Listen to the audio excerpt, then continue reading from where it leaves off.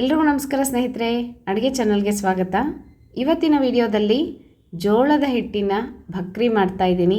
ಅದರ ಜೊತೆಗೆ ಒಳ್ಳೆಯ 2 ವಿಧವಾದಂತಹ ಪಲ್ಯಗಳನ್ನು ನಿಮಗೆ ತೋರಿಸ್ತಾ ಇದ್ದೀನಿ. ಒಂದು ಪುಂಡಿ ಪಲ್ಯ ಮತ್ತು ಹಾಗಲಕಾಯಿ ಪಲ್ಯ. ಇದರ ಜೊತೆಗೇ ಒಂದೊಳ್ಳೆ ಹೋಮ್ ರೆಮಿಡಿ ತೊಗೊಂಡು ಬಂದಿದ್ದೀನಿ. ಇದು ಯಾಕೆ ಅಂತಂದರೆ, ಡ್ಯಾಂಡ್ರಫ್ ಇದ್ದರೆ, ತಲೆಯಲ್ಲಿ ಹೊಟ್ಟು ಇದ್ದರೆ ಕೂದಲು ಬೆಳವಣಿಗೆ ಆಗಲ್ಲ, ಕೂದಲು ಉದುರ್ತಾ ಇರುತ್ತೆ. ಹಾಗಾಗಿ ಮೊದಲಿಗೆ ನಾವು ಹೊಟ್ಟೆನ ಕಡಿಮೆ ಮಾಡ್ಕೋಬೇಕು. ಡ್ಯಾಂಡ್ರಫ್ಗೋಸ್ಕರ ಒಳ್ಳೆ ಹೋಮ್ ರೆಮಿಡಿ, ತುಂಬ ಸುಲಭವಾಗಿ ಮನೆಯಲ್ಲಿ ಮಾಡ್ಕೋಬೋದು, ಒಳ್ಳೆ ಪರಿಣಾಮಕಾರಿ ಅಂತ ಹೇಳ್ತೀನಿ. ಹಾಗಾಗಿ ಇಷ್ಟೂ ನಿಮಗೆ ಈ ವಿಡಿಯೋದಲ್ಲಿ ತಿಳಿಸ್ಕೊಡ್ತೀನಂತೆ. ಮೊದಲಿಗೆ ಭಕ್ರಿ ಮಾಡೋದನ್ನು ನೋಡ್ಕೊಂಬರೋಣ. ಜೋಳದ ಭಕ್ರಿಯ ವಿಡಿಯೋಗಳನ್ನು ಕೆಲವೊಂದು ನಿಮಗೆ ಹಾಕಿದ್ದೀನಿ. ವಿಡಿಯೋಸು ತುಂಬ ಕಡಿಮೆ ಹಾಕಿದ್ದೀನಿ. ಯಾಕೆಂದರೆ ಬೆಳಗ್ಗಿನ ಹೊತ್ತಲ್ಲಿ ತುಂಬ ಗಡಿಬಿಡಿ ಇರ್ತೀವಲ್ವ, ಹಾಗಾಗಿ ಸ್ವಲ್ಪ ಭಕ್ರಿ ಮಾಡಲಿಕ್ಕೆ ನಮಗೆ ಸಮಯ ಬೇಕಾಗುತ್ತೆ. ಅದು ಹಿಟ್ಟೆಲ್ಲ ಮಾಡಿಕೊಂಡು ಭಕ್ರಿ ಬಡಿದು ಮತ್ತು ಅದಕ್ಕೆ ಕಾಂಬಿನೇಷನ್ ಒಳ್ಳೆ ಚಟ್ನಿ ಅಥವಾ ಪಲ್ಯಗಳು ಬೇಕಾಗುತ್ತೆ. ಹಾಗಾಗಿ ಸಮಯ ಜಾಸ್ತಿ ತೊಗೊಳುತ್ತೆ. ಈಗ ಚಪಾತಿನೂ ಅಷ್ಟೇ, ಅದಕ್ಕೂ ಅಷ್ಟೇ ಪಲ್ಯಗಳು ಮಾಡಬೇಕು, ಮತ್ತು ಅದನ್ನು ಅಷ್ಟೇ ಹಿಟ್ಟೆಲ್ಲ ಕಲಿಸ್ಕೊಂಡು ಮಾಡಬೇಕಾಗತ್ತೆ. ಸ್ವಲ್ಪ ಭಕ್ರಿ ನಾನು ಯಾವಾಗ ಮಾಡ್ತೀನಿ ಅಂದರೆ ಫ್ರೀ ಇದ್ದಾಗ ಮಾಡ್ತೀನಿ. ಎಲ್ಲರೂ ಮನೆಯಲ್ಲಿದ್ದಾಗ ಆರಾಮಾಗಿ ಬಿಸಿ ಭಕ್ರಿ ಮಾಡಿಕೊಂಡು ತಿಂತೀವಿ. ಹಾಗಾಗಿ ಕೆಲವೊಂದು ವೀಡಿಯೋಗಳನ್ನ ಒಂದೊಂದು ಸಲ ಹಾಕಿದ್ದೀನಿ ನಾನು, ಭಕ್ರಿ ಹೇಗೆ ಮಾಡೋದು ಅಂತ. ನೀವೆಲ್ಲ ನೋಡ್ಕೊಂಡಿರ್ತೀರ. ಕೆಲವ್ರಿಗೆಲ್ಲ ತುಂಬ ಚೆನ್ನಾಗಿ ಬರ್ತಾ ಇರುತ್ತೆ, ನನಗಿಂತ ಚೆನ್ನಾಗಿ ಮಾಡ್ತೀರಾ ಗೊತ್ತಿದೆ ನನಗೆ. ನೋಡಿರಿ, ಜೋಳದ ಭಕ್ರಿ ಇವತ್ತು ಮೇನ್ ಐಟಮ್ ಏನು ಅಂದರೆ, ಭಕ್ರಿ ಜೊತೆಗೆ ತಿನ್ನಲಿಕ್ಕೆ ಪುಂಡಿ ಪಲ್ಯದ್ದು ಒಂದು ಪಲ್ಯದ ರೆಸಿಪಿ ಮಾಡ್ತಾಯಿದ್ದೀನಿ. ಅಂದರೆ ಇದಕ್ಕೆ ನುಚ್ಚಿಟ್ಟು ಪುಂಡಿ ಪಲ್ಯ ಅಂತ ಕರಿತೀವಿ.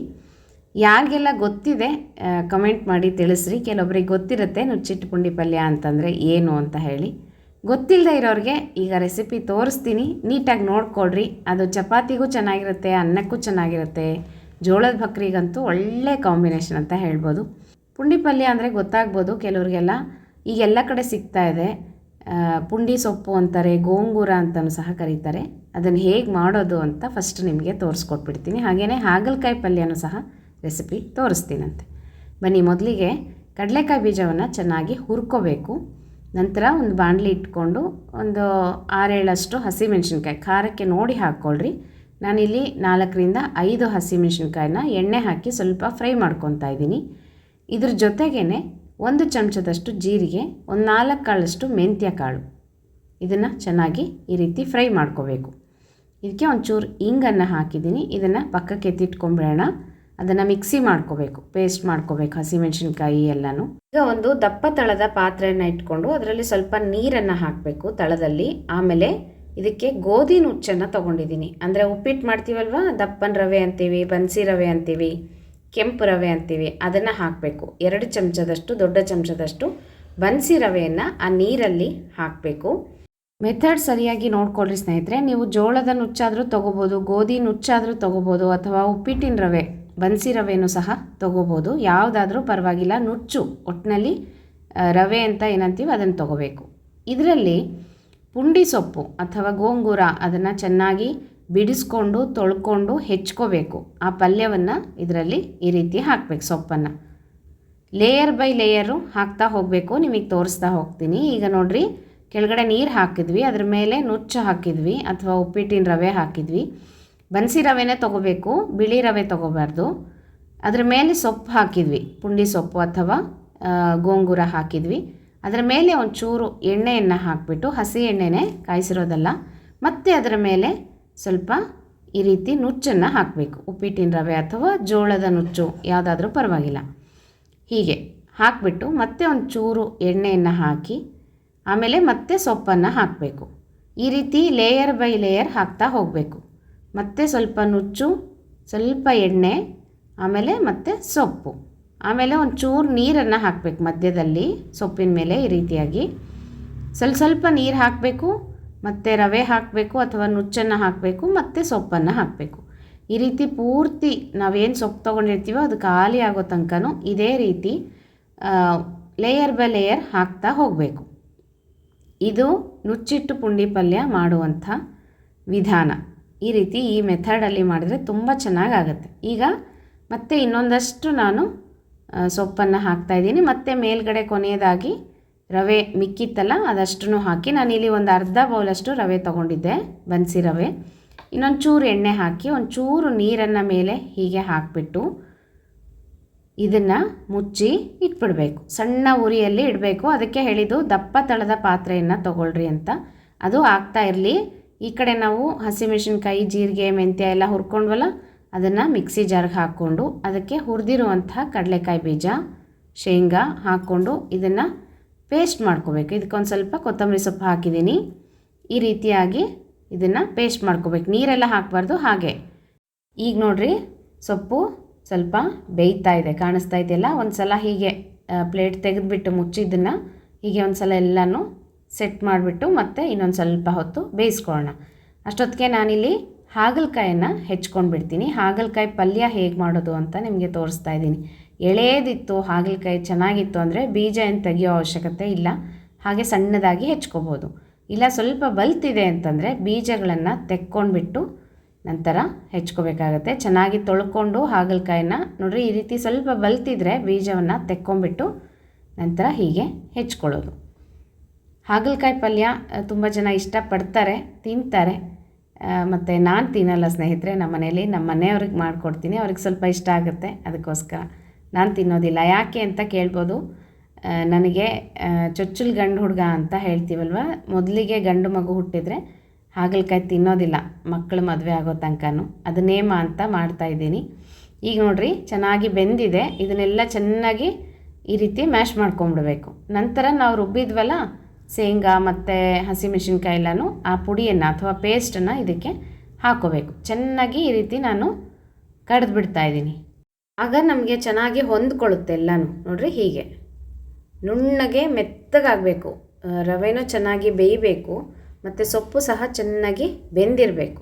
ಆ ರೀತಿ ಸಣ್ಣ ಉರಿಯಲ್ಲಿ ನಿಧಾನಕ್ಕೆ ಬೇಯಿಸ್ಕೊಂಡ್ರೆ ತುಂಬ ಚೆನ್ನಾಗಾಗುತ್ತೆ. ನೀರು ಬೇಕಾಯಿತು, ತುಂಬ ಗಟ್ಟಿ ಅನ್ನಿಸ್ತು ಅಂದರೆ ಒಂಚೂರು ನೀರು ಹಾಕೋಬೋದು. ಬೇಡ ನಮಗೆ ಗಟ್ಟಿಯಾಗಿ ತವ್ವೆ ಮುದ್ದೆ ಪಲ್ಯ ಥರ ಇರಬೇಕು ಅಂದರೆ ಹಾಗೆ ಮಾಡ್ಕೋಬೋದು, ತೊಂದರೆ ಇಲ್ಲ. ನೋಡಿರಿ, ಈಗ ಕಾಣಿಸ್ತಾ ಇದ್ದಿಲ್ಲ, ಇದಕ್ಕೊಂಚೂರು ಅರಿಶಿನ ಪುಡಿಯನ್ನು ಹಾಕ್ತಾಯಿದ್ದೀನಿ. ಇದಕ್ಕೆ ಬೇರೆ ಏನು ಮಸಾಲೆ ಬೇಕಾಗೋದಿಲ್ಲ. ನೋಡಿರಿ, ಇದಕ್ಕೆ ಈಗ ರುಚಿಗೆ ತಕ್ಕಷ್ಟು ಉಪ್ಪನ್ನು ಹಾಕ್ತಾಯಿದ್ದೀನಿ. ನೀವು ಬೆಳ್ಳುಳ್ಳಿ ತಿನ್ನೋರು ಬೆಳ್ಳುಳ್ಳಿನ ಹಾಕ್ಕೊಂಡು ಮಾಡ್ಕೋಬೋದು. ನಾವು ತಿನ್ನೋದಿಲ್ಲ, ಹಾಗಾಗಿ ನೀವು ಬೆಳ್ಳುಳ್ಳಿ, ಈರುಳ್ಳಿ ತಿನ್ನೋರು ಹಾಕ್ಕೋಬೋದು. ಈಗ ನೋಡಿರಿ ಸ್ನೇಹಿತರೆ, ನುಚ್ಚಿಟ್ಟು ಪುಂಡಿ ಪಲ್ಯ ರೆಡಿ ಆಯಿತು. ಇದಕ್ಕೀಗ ಒಳ್ಳೆ ಒಗ್ಗರಣೆಯನ್ನು ಕೊಟ್ಬಿಟ್ರೆ ಘಮ ಅಂತ ತುಂಬ ರುಚಿಯಾಗಿರುತ್ತೆ. ಟ್ರೈ ಮಾಡಿರಿ ನೀವು ಸಹ. ಪುಂಡಿ ಸೊಪ್ಪು ಎಲ್ಲ ಕಡೆ ಸಿಗ್ತಾ ಇದೆ, ಗೋಂಗೂರ. ನೋಡಿರಿ, ಈಗ ಎಲ್ಲ ಒಗ್ಗರಣೆ ಸಾಮಗ್ರಿಗಳನ್ನು ಹಾಕಿ ಒಂದು ಒಗ್ಗರಣೆಯನ್ನು ಕೊಟ್ಕೊಂಡ್ಬಿಟ್ರೆ ಸೂಪರಾಗಿರುತ್ತೆ. ಭಕ್ರಿಗಂತೂ ಒಳ್ಳೆ ಕಾಂಬಿನೇಷನ್. ಅನ್ನಕ್ಕೆ, ಚಪಾತಿಗೂ ಸಹ ತುಂಬ ಚೆನ್ನಾಗಿರುತ್ತೆ. ನೀವು ಸಹ ಟ್ರೈ ಮಾಡಿರಿ ಸ್ನೇಹಿತರೆ, ತುಂಬ ರುಚಿ ಇರುತ್ತೆ. ನೀವೇ ಹೇಳ್ತೀರಾ ನನಗೆ ತುಂಬ ಚೆನ್ನಾಗಿತ್ತು ಅಂತ ಹೇಳಿ. ಈಗ ಹಾಗಲಕಾಯಿ ಪಲ್ಯ ಹೇಗೆ ಮಾಡೋದು ಅಂತ ತೋರಿಸ್ಕೊಡ್ತೀನಂತೆ. ಒಂದು ಬಾಣಲಿಗೆ ಸ್ವಲ್ಪ ಎಣ್ಣೆ ಹಾಕ್ಕೊಂಡು ಸ್ವಲ್ಪ ಸಾಸಿವೆ, ಜೀರಿಗೆ, ಕಡಲೆಬೇಳೆ, ಉದ್ದಿನಬೇಳೆ ಒಗ್ಗರಣೆಯನ್ನು ಮಾಡ್ಕೋಬೇಕು. ಸ್ವಲ್ಪ ಅರಿಶಿನ ಪುಡಿ ಹಾಕೋಬೇಕು, ಇಂಗು, ಕರಿಬೇವಿನ ಸೊಪ್ಪನ್ನು ಹಾಕೋಬೇಕು. ಒಗ್ಗರಣೆ ರೆಡಿ ಆದಮೇಲೆ ಇದಕ್ಕೆ ಹೆಚ್ಚಿರುವಂಥ ಹಾಗಲಕಾಯನ್ನು ಹಾಕ್ಕೊತಾ ಇದ್ದೀನಿ. ಕೆಲವರು ಇದನ್ನು ಅರಿಶಿನದ ನೀರಲ್ಲೆಲ್ಲ ನೆನೆಸ್ತಾರೆ. ಅವಶ್ಯಕತೆ ಇಲ್ಲ, ಹಾಗೆ ಮಾಡಿರಿ, ತುಂಬ ಚೆನ್ನಾಗಿ ಬರುತ್ತೆ. ತುಂಬ ಕಹಿ ಅಂತ ಅನಿಸಿದ್ರೆ ಮಾತ್ರ ನೀವು ಸ್ವಲ್ಪ ಕಹಿ ಹೋಗಲಿಕ್ಕೆ ಕೆಲವರು ಮಜ್ಜಿಗೆಯಲ್ಲಿ ನೆನೆಸ್ತಾರೆ, ಕೆಲವರು ಅರಿಶಿನ ಪುಡಿ ಹಾಕಿ ನೆನೆಸ್ತಾರೆ. ಈಗ ನೋಡಿರಿ, ಸ್ವಲ್ಪ ರುಚಿಗೆ ತಕ್ಕಷ್ಟು ಉಪ್ಪು. ನಾನಿಲ್ಲಿ ಸ್ವಲ್ಪ ಸಕ್ಕರೆ ಹಾಕಿದ್ದೀನಿ, ನೀವು ಬೆಲ್ಲ ಸಹ ಹಾಕೋಬೋದು. ಈಗ ಇದನ್ನು ಚೆನ್ನಾಗಿ ಈ ರೀತಿ ಕಲಿಸ್ಕೊಂಬೇಡಂತೆ. ಹಾಗಲಕಾಯಿ ತುಂಬ ಬೇಗನೆ ಬೇಯುತ್ತೆ, ತುಂಬ ಏನು ಸಮಯ ತೊಗೊಳ್ಳೋದಿಲ್ಲ. ಸ್ವಲ್ಪ ಕ್ರಂಚಿ ಆಗಿದ್ರೂ ಸಹ ಚೆನ್ನಾಗಿರುತ್ತೆ. ಇದಕ್ಕೆ ಒಂಚೂರು ಹುಳಿ ಪುಡಿಯನ್ನು ಹಾಕ್ತಾಯಿದ್ದೀನಿ. ಧನಿಯಾ ಪುಡಿ ಹಾಕೋಬೋದು ಮತ್ತು ಸ್ವಲ್ಪ ಖಾರಕ್ಕೆ ಒಂಚೂರು ಅಚ್ಚಕಾರದ ಪುಡಿ. ಇದಿಷ್ಟನ್ನು ಹಾಕ್ಕೊಂಡು ನೀವು ಕಾಯಿ ತುರಿನೂ ಹಾಕೋಬೋದು ಅಥವಾ ಹುರ್ಗಡ್ಲೆ ಪುಡಿಯನ್ನು ಸಹ ಇದಕ್ಕೆ ಸೇರಿಸ್ಕೋಬೋದು ಅಥವಾ ಶೇಂಗಾ ಪುಡಿಯನ್ನು ಸಹ ಹಾಕೋಬೋದು. ಯಾವ್ದು ಹಾಕಿದ್ರೂ ಚೆನ್ನಾಗಿರುತ್ತೆ. ನಾನಿಲ್ಲಿ ಹುರ್ಗಡ್ಲೆ ಮತ್ತು ಒಣಕೊಬ್ಬರಿ ಪುಡಿ ಮಾಡಿ ಇಟ್ಟಿರ್ತೀನಿ ಮನೆಯಲ್ಲಿ ಪಲ್ಯಗಳಿಗೆ ಅಂತ ಹೇಳಿ, ಅದನ್ನೇ ಹಾಕಿದ್ದೀನಿ. ಸ್ವಲ್ಪ ಕೊತ್ತಂಬರಿ ಸೊಪ್ಪು ಉದುರಿಸ್ಕೊಂಬಿಟ್ರೆ ಸಿಂಪಲ್ ಹಾಗಲಕಾಯಿ ಪಲ್ಯ ರೆಡಿ ಆಯಿತು ಸ್ನೇಹಿತರೆ. ಇದು ಭಕ್ರಿಗೆ ಚೆನ್ನಾಗಿರುತ್ತೆ, ಚಪಾತಿಗೆ, ಅನ್ನಕ್ಕೂ ಸಹ ತಿಂತಾರೆ ಬಾಡಿಸ್ಕೊಂಡು. ಇವತ್ತಿನ ವಿಡಿಯೋದಲ್ಲಿ ಜೋಳದ ಭಕ್ರಿ ಜೊತೆಗೆ ನುಚ್ಚಿಟ್ಟು ಪುಂಡಿ ಪಲ್ಯ ಹೇಗೆ ಮಾಡೋದು ಅಂತ ತೋರಿಸ್ಕೊಟ್ಟೆ. ಹಾಗೆಯೇ ಹಾಗಲಕಾಯಿ ಪಲ್ಯ ಸಿಂಪಲ್ಲಾಗಿ ದಿಢೀರಂತ ಹೇಗೆ ಮಾಡ್ಕೊಳ್ಳೋದು ಅಂತ ಸಹ ತೋರಿಸಿದ್ದೀನಿ ಸ್ನೇಹಿತರೆ. ವಿಡಿಯೋ ಹೇಗೆ ಅನ್ನಿಸ್ತು ಕಮೆಂಟ್ ಮಾಡಿರಿ. ಈಗ ಹೋಮ್ ರೆಮಿಡಿ ಅಂತ ಹೇಳಿದೆ, ಅದನ್ನು ತೋರಿಸ್ತೀನಿ ಬನ್ನಿ. ಈ ಹೋಮ್ ರೆಮಿಡಿಗೆ ಏನೇನು ಹಾಕಿದ್ದೀನಿ ನಾನು ಅಂದರೆ, ಸ್ವಲ್ಪ ನೀರು ಕಾಯಲಿಕ್ಕೆ ಇಟ್ಬಿಟ್ಟು ಅದಕ್ಕೆ ಬೇವಿನ ಸೊಪ್ಪು, ಮೆಂತ್ಯ ಕಾಳು, ಒಂದು ಪಲಾವ್ ಎಲೆ ಇದನ್ನು ಮುರಿದು ಹಾಕಬೇಕು. ಮತ್ತು ಒಂದು ಸ್ವಲ್ಪ ಅಗಸೆ ಬೀಜ ಅಂತ ಸಿಗುತ್ತಲ್ಲ ಅದನ್ನು ಹಾಕಿಬಿಟ್ಟು ಚೆನ್ನಾಗಿ ನೀರಲ್ಲಿ ಕುದಿಸ್ಬೇಕು.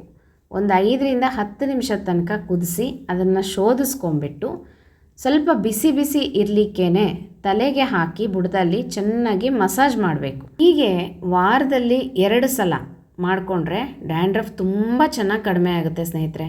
ನಾನು ಏನೇನು ಹೇಳಿದ್ದೆ ಅಂತ ನೋಟ್ ಮಾಡಿ ಇಟ್ಕೊಳ್ರಿ. ಯಾರಿಗೆಲ್ಲ ಮನೆಯಲ್ಲಿ ಡ್ಯಾಂಡ್ರಫ್ ಇದ್ದರೆ ಇದನ್ನು ಟ್ರೈ ಮಾಡಿರಿ. ಅಥವಾ ಬೇವಿನ ಸೊಪ್ಪು ರುಬ್ಬಿಬಿಟ್ಟು ಹಚ್ಚಿದ್ರೂ ಸಹ ತುಂಬ ಬೇಗನೆ ಡ್ಯಾಂಡ್ರಫ್ ಕಡಿಮೆ ಆಗುತ್ತೆ. ಟ್ರೈ ಮಾಡಿರಿ, ತುಂಬ ಒಳ್ಳೆ ರೆಮಿಡಿ, ತುಂಬ ಚೆನ್ನಾಗಿ ಕಡಿಮೆ ಆಗುತ್ತೆ. ಬೇವಿನ ಸೊಪ್ಪು, ಮೆಂತ್ಯ ಕಾಳು, ಪಲಾವ್ ಎಲೆ ಮತ್ತು ಅಗಸೆ ಬೀಜ ಇದಿಷ್ಟನ್ನು ನೀರಲ್ಲಿ ಚೆನ್ನಾಗಿ ಕುದಿಸಿ ಶೋಧಿಸಿ ಸ್ವಲ್ಪ ಬಿಸಿ ಬಿಸಿ ಇರಲಿಕ್ಕೇ ತಲೆಗೆ ಹಾಕಿ ಚೆನ್ನಾಗಿ ಬುಡದಲ್ಲಿ ಮಸಾಜ್ ಮಾಡಬೇಕು. ಇದರಿಂದ ಡ್ಯಾಂಡ್ರಫ್ ತುಂಬ ಚೆನ್ನಾಗಿ ಕಡಿಮೆ ಆಗುತ್ತೆ. ಟ್ರೈ ಮಾಡಿರಿ. ಹೇಗಿತ್ತು ಹೋಮ್ ರೆಮಿಡಿ ಅಂತ ನನಗೆ ಕಮೆಂಟ್ ಮಾಡಿ ತಿಳಿಸೋದು ಮರಿಬೇಡ್ರಿ. ಮತ್ತು ಇವತ್ತಿನ ರೆಸಿಪಿ ಹೇಗೆ ಅನ್ನಿಸ್ತು ಅದ್ರ ಬಗ್ಗೆನೂ ಕಮೆಂಟ್ ಮಾಡಿರಿ ಅಂತ ಹೇಳ್ತಾ ಮುಂದಿನ ವಿಡಿಯೋ ಒಟ್ಟಿಗೆ ಮತ್ತೆ ಸಿಗೋಣ ಸ್ನೇಹಿತರೆ. ಎಲ್ರಿಗೂ ನಮಸ್ಕಾರ.